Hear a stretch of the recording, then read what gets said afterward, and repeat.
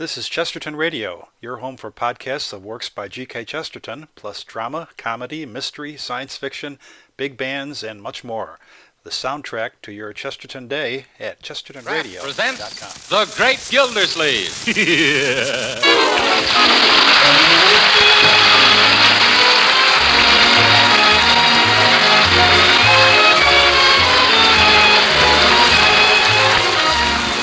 Each week at this time, the Kraft Cheese Company presents for your enjoyment Harold Peary as The Great Gildersleeve, written by Leonard L. Levinson.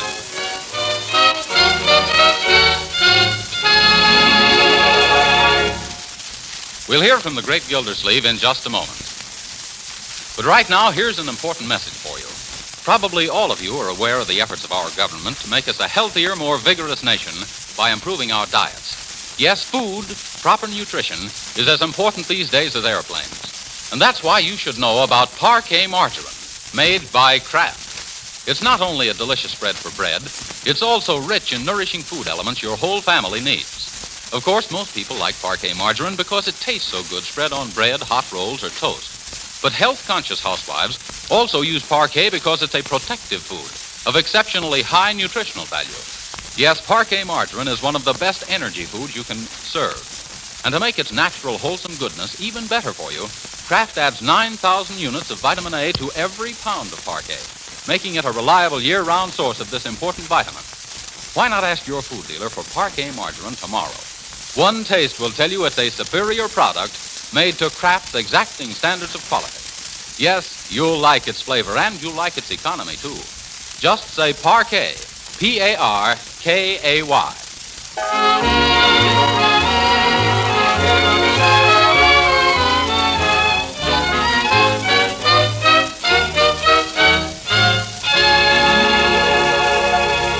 Last week, Throckmorton P. Gildersleeve, Fibber McGee's next-door neighbor, left Wistful Vista to become the legal guardian of his niece and nephew, Marjorie and Leroy Forrester, in the city of Summerfield. Relaxing after a hard week's work as father, mother, and big brother to the pair, we find the Great Gildersleeve explaining the finer points of baseball to Leroy.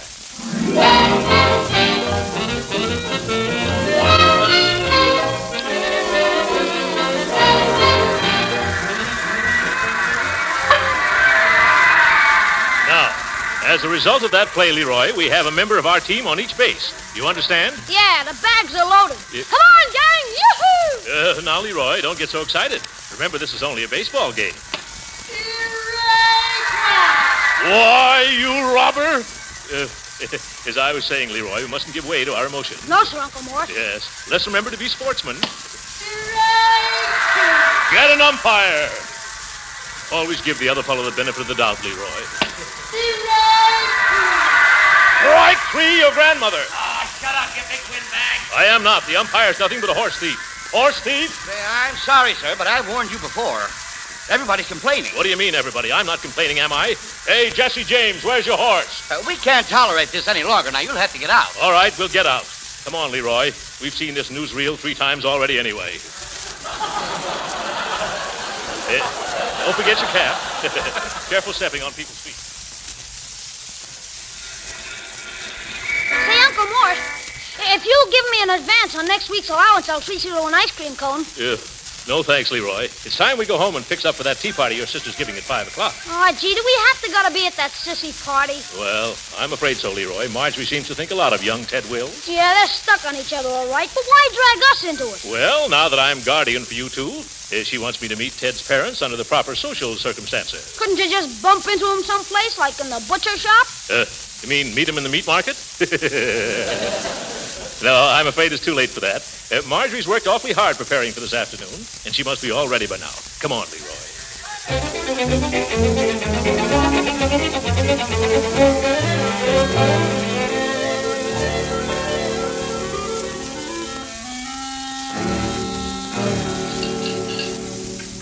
Now, that's all taken care of. Oh, Bertie. Yes, Miss Marge. Will you please put the cake in the back of the pantry while I fold? Yes, Ma, you sure work hard, and it sure is pretty. That's my big surprise, and I don't want anything to happen to it. County Courthouse. Judge Hooker, please. One moment. Hooker speaking. What is it? Hello, Judge Hooker. This is Marjorie Forrester. You remember me, don't you? Well, should I? Well, of course. Just last week you appointed my uncle as guardian for my brother and me. I did? Who is your uncle? Throckmorton P. Gildersleeve. Who? Gildersleeve. 2 years in the state penitentiary. What? Oh, I'm in the courtroom, my dear, sentencing a prisoner. What'd you call about? Oh, I'd like to have you come to tea this afternoon so you and Uncle Mort can get to be better friends. How can we get to be better friends when we hate each other to begin with? Oh, now, Judge. I planned this as a surprise for Uncle Mort. Oh, going to surprise him, eh? Mm-hmm. All right, I'll come. And when he sees me, won't all of his chins drop? Oh, Bertie, Judge Hooker is coming. Won't Uncle Mort be pleased? And some says yes and some says no. Oh, look at the time. I'm late for my manicure appointment. I'll walk as far as the store with you. I got some things to pick up. Oh, I do hope everybody will like my cake, all right. They sure will, honey. It's just simply scrumptious. Oh, thanks, Bertie. It's got to be good. Ted's mother is so discriminating and critical. Yes, and she keeps her nose up in the air like she ain't been introduced to what she's smelling. Never mind, Bertie. Let's go out the back way. It's quicker.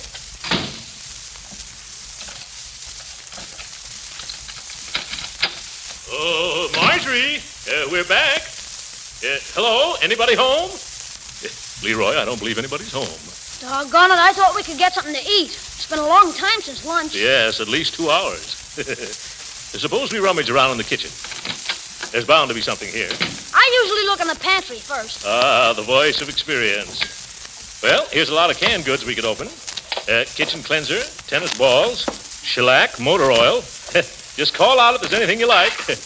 Crunchy cornies. Some genuine New England chop suey sauce. Hey, what's that in the back of the cupboard, Uncle Mort? Where? Oh, boy, a cake. Say, it's lucky you saw this. It's a honey. Looks good enough to eat. Well, then what are we waiting for? Here's a knife. One moment, Leroy. This cake hasn't been started yet. I don't think we should cut into it. Oh, it won't hurt to take one piece, Uncle Mort. Well, maybe not. But remember, just a piece apiece. Okay, here's the knife. Yeah. Thanks. Here you are. Is that so? Well, excuse me while I try my piece. Yes, sir. Mighty fine cake.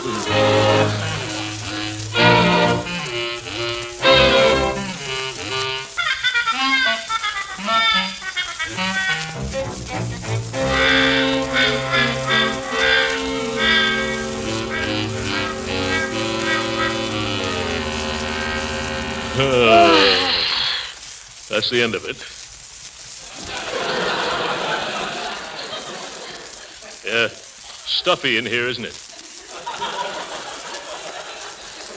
Stuffy and where? Yeah, I see what you mean. Hello, Mr. Gildersleeve. Oh, hello, Bertie. Oh, there you are, Leroy. Messing around the kitchen for something to eat, I speculate. Who, me? I don't want anything to eat. Not now. Yeah. Good. You save your appetite for the tea party. Your sister done whipped together the most delectable cake. Yes, we know of her, yeah. She did it because it's important to impress Mr. Will's mother that she's a good housewife.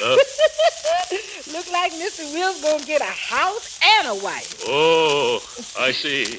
Yes, Miss Marge worked her pretty fingers to the bone, baking all day. That's the surprise she's been talking about. Yeah. Uh-oh. Now, you want to take a peek at it? I'll show you. No.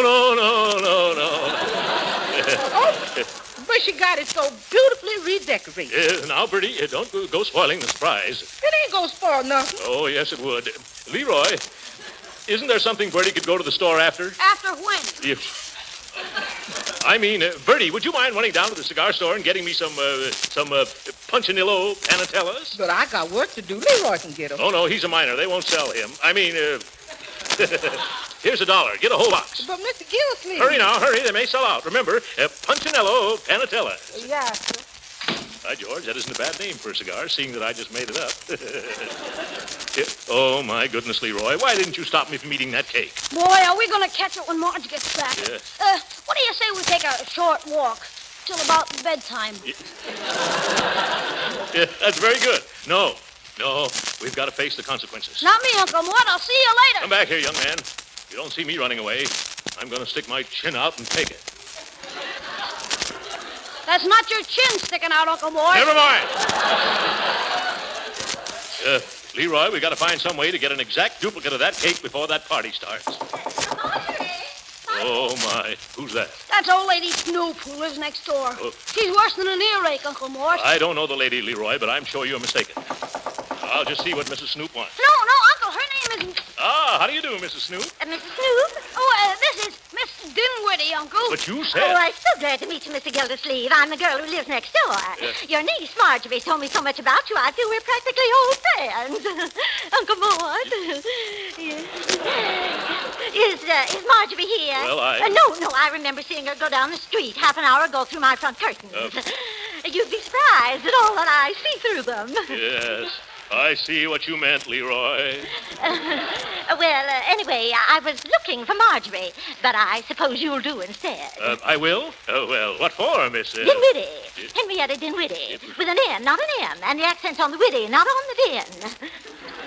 What do you want me for, Miss Dinwiddle? Oh, you'd be surprised, Mr... Oh, I mean, I just dropped in to get a cup of sugar. Why, of course. Leroy, where's the sugar? Where's the cup? Oh, dear, imagine me. Oh, I forgot to bring one. I guess I'll just have to borrow a cup, too. Yeah.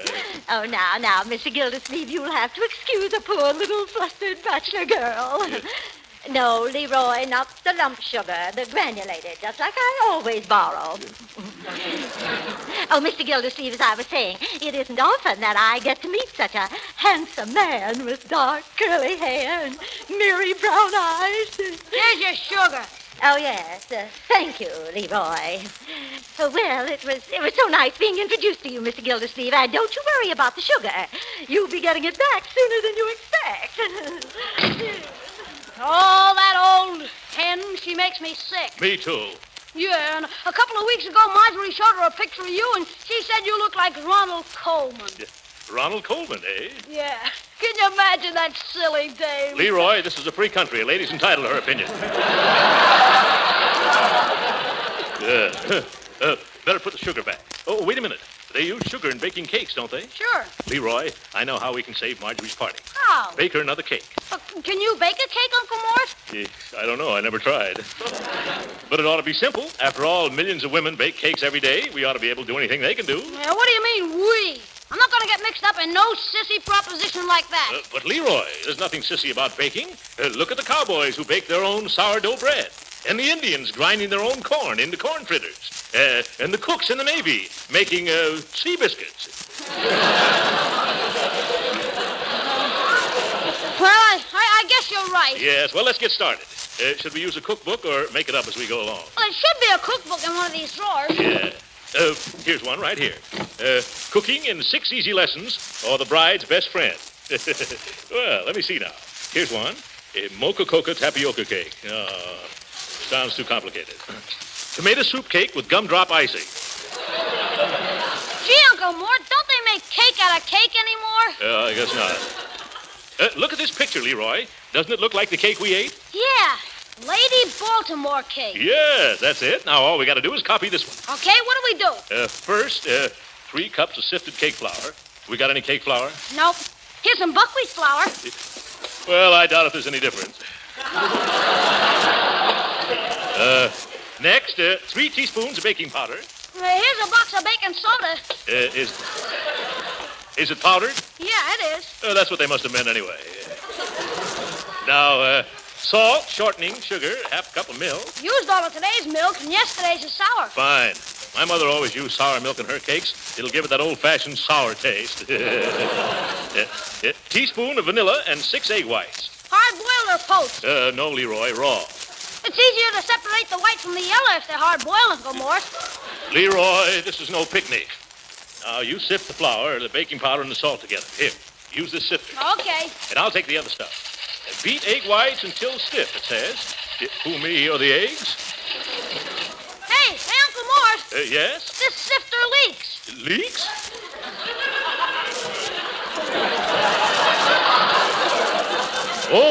Oh, yes, and look at the flour on the floor. Get some more, Leroy. Wait, I know how we can speed things up. We'll just dump all the ingredients in the electric mixer. Oh, that's a swell idea. Yes, it takes a man to figure out all the shortcuts in life. Let's just pour everything into the bowl. There. Shall I turn on the mixer now, Uncle Mort? Yeah.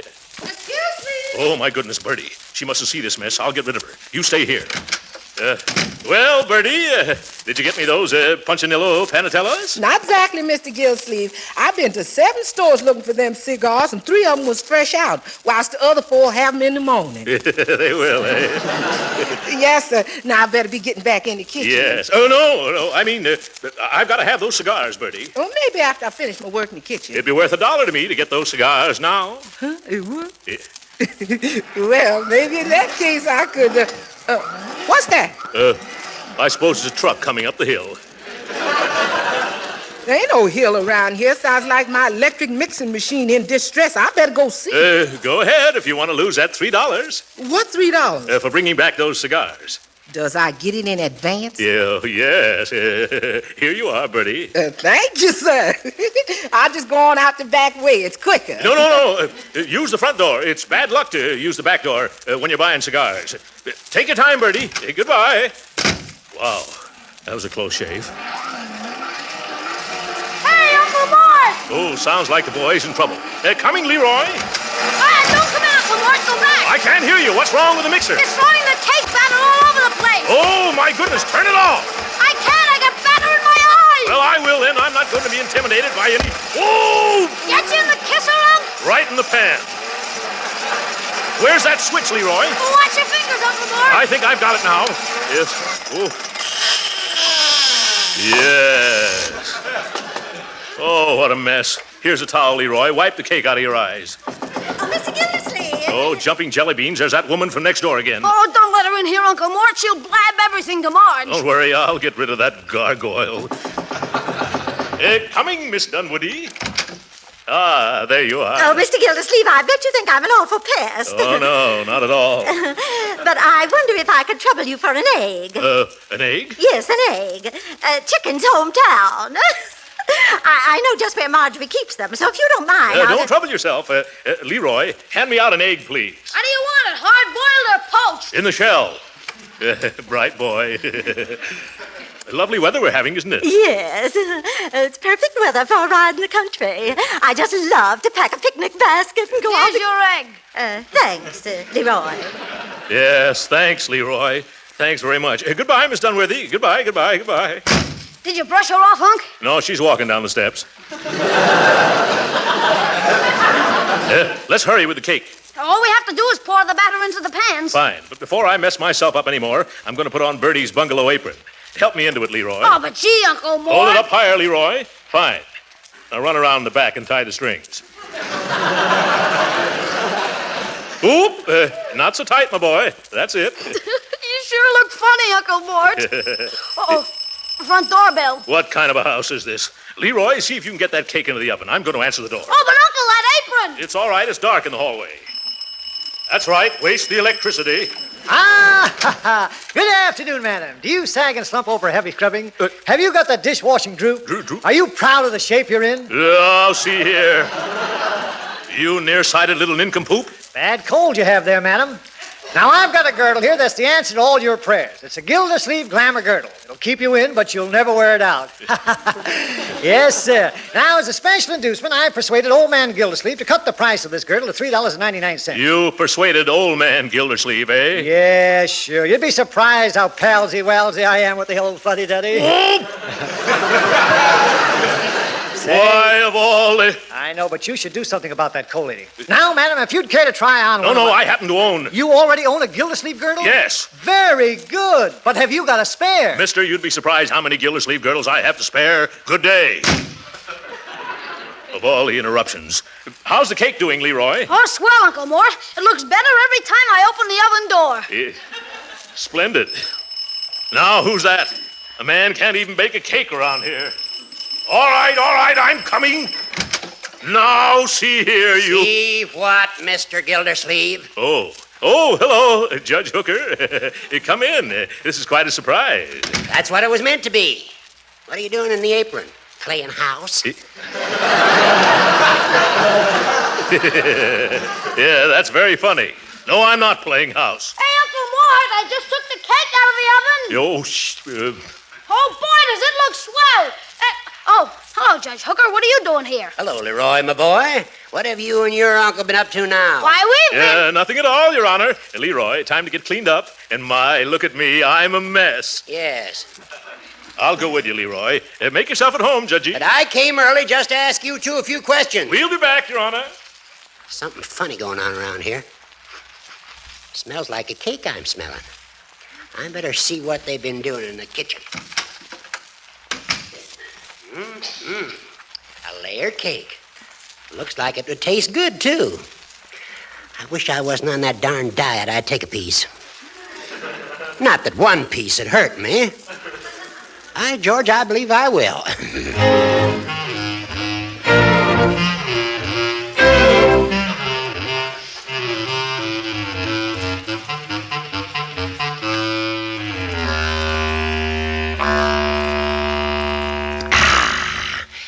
Mighty good cake. I think I'll have another piece. Ah, there you are, Your Honor. That's a bad cough you got there. Here, let me get you a glass of water. Oh, you've been eating our nice new cake. And after I worked my fingers to the bone. Oh, my goodness, I'm getting sick. By George, you are white around the gills. That cake, I ate some. No good, eh? Now, my pills, I left them home. You better take me there now. Oh, why did I ever take up baking? Leroy! I better throw this cake out of the window. There. Farewell, Lady Baltimore. Oh. You want me, Uncle Mort? Yes, call me a cab, quickly. Gee, what's wrong with the judge? I've got to take him home. He's suffering from a bad attack of Lady Baltimore.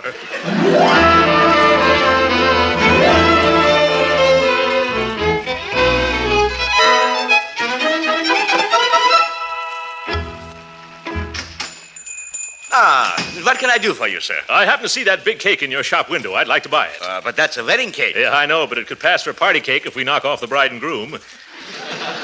How much do you want for it? Well, I'm sorry. I couldn't sell it to you. Oh, baked it for a wedding, eh? But they'll just have to get married tomorrow. Oh, but really, mister, I couldn't let you... You couldn't, huh? Here's a $10 bill. Now do I get that cake? Well, if you insist. Never mind wrapping it. I've got a taxi outside. Just hand it here. Thanks. Now open the door, will you? Yeah. Goodbye. Oh, Mama! Yes? I just made a big sale. A man bought that wedding cake we've had in the window for the last 2 years.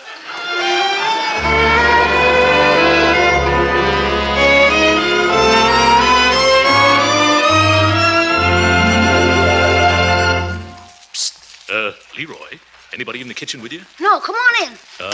Did you find a cake? Did I? Take a look. Oh, boy, that's a dilly. Not bad, eh? Who says you can't eat your cake and have it, too? Mr. Gildersleeve. Oh, that's Miss Dinwoody again. Leroy, put this cake in the pantry while I answer the door. I'll strangle that old seagull. Oh, Mr. Gildersleeve, you must think I'm terrible running in and out all the livelong day. Yes. And borrowing things all the time. Well, it's because the road to a man's heart is through his stomach. And if that's the case, why, your road, it's so wide. What do you want this time? Oh, it's nothing, really.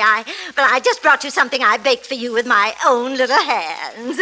A cake. Well, thank you just the same, Miss Dinwooded. But I have a cake. A great, big, beautiful $10 cake. And furthermore, I'm fed up on cake. Goodbye. That takes care of that. Oh, Uncle Mort, I've been looking all over for you. Come in the living room and meet everyone. I'm about to serve the cake I baked this afternoon. Cake? Oh, yes. Marjorie, there's something deep down inside of me that's weighing heavily on my conscience. What is it? It's your cake. I ate it. But, Uncle Mort, how could you? Leroy, help me. Uncle Throckmorton, what'll I do now? Don't worry, honey. I went out and got the biggest and best-looking cake money could buy. Oh, but I couldn't deceive them. It's all right. What they don't know won't hurt them. Now, let's go in and meet the folks, huh? Oh, there you is, Mr. Gildersleeve. Yeah, I got them for you. Got what for me, Bertie? Them Punchinella Panatellas. The man, he didn't have none in stock, but he rolled them while I waited, and they cost $8 a box. Oh, my. More expense. Well, never mind that now. Bertie, get that big cake out of the pantry and you serve it. And remember, no matter how different it looks, that's the one Miss Marjorie baked. Huh? Yeah, come on, Marjorie. Here comes Mrs. Wills. Wills? Oh, Mrs. Wills, I want you to meet my uncle, Mr. Gildersleeve. Charmed, Mrs. Wills. Excuse me for being tardy, but I had to take home a friend who was suffering from a sick headache. Oh, I see. Yeah. Speaking of cakes, Marjorie, Ted has told me about the angel food cake you baked. Angel food? Well, I thought it was more of a Lady Baltimore cake like they serve at weddings. Oh, really, Mr. Gildersleeve? They don't serve Baltimore cakes at weddings. Not even in Maryland? Well, no matter what kind of a cake Marjorie bakes, it's always delicious. Oh, now, Uncle Mort. Just wait, Mrs. Wills, till you sink your teeth into this one. Ah, Bertie's bringing it in now. Oh, my. It looks quite professional, doesn't it? Well, I don't believe a pastry chef could do any better. Go ahead, Marjorie. You cut it. Oh, you cut the first slice, Uncle Mort. Huh? After all, if it weren't for you, we wouldn't be eating this cake. I see what you mean. Give me the knife, Bertie.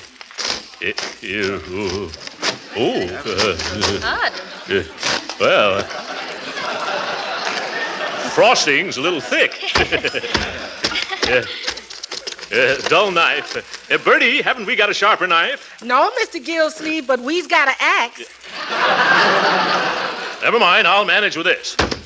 Oh, careful, Uncle Mort. It'll slip off the table. What? Oh, my goodness, it's made out of plaster of Paris.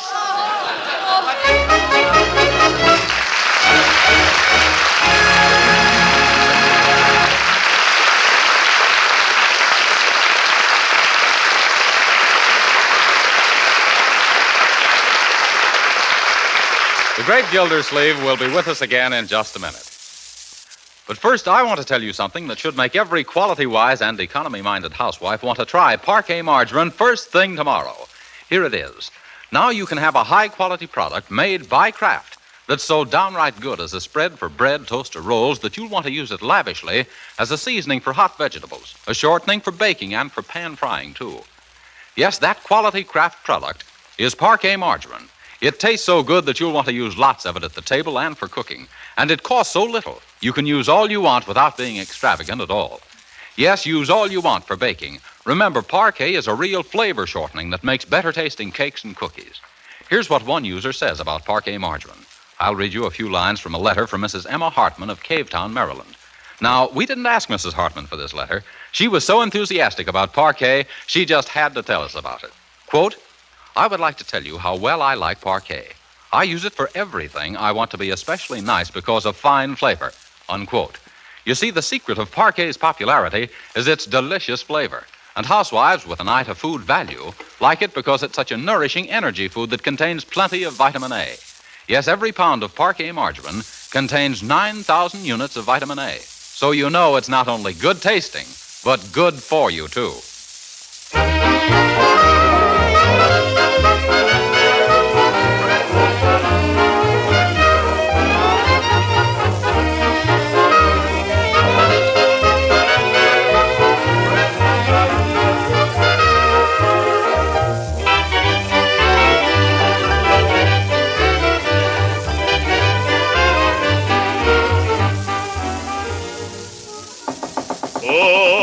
Miss Dinwiddie. Yes? Oh, you're angry. You took me seriously when I was just kidding. Well, really, Mr. Gildersleeve. That cake you baked for me. Some people just dropped in at our place, and that cake would just about save the day for me, Angel. Cake. Oh, it would? Yeah. Oh, well, then, take it. By all means. Oh, Miss Dinwiddie, you're an angel. I'm so happy I could kiss you. Oh, Mr. Gildersleeve. Oh, that is, I didn't quite mean. It was so nice of you. Say, where are you going? In to bake you another cake. Oh, my. Oh. Good night.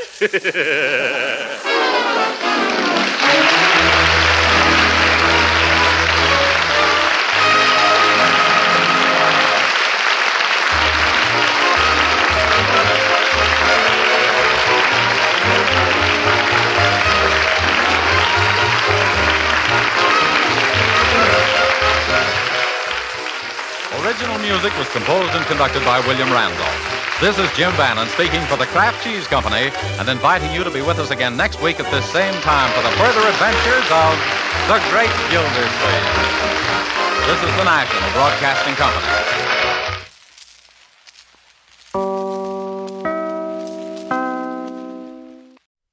This is ChestertonRadio.com. Ladies and gentlemen, the chief hope of our enemies is to divide the United States along racial and religious lines and thereby conquer us.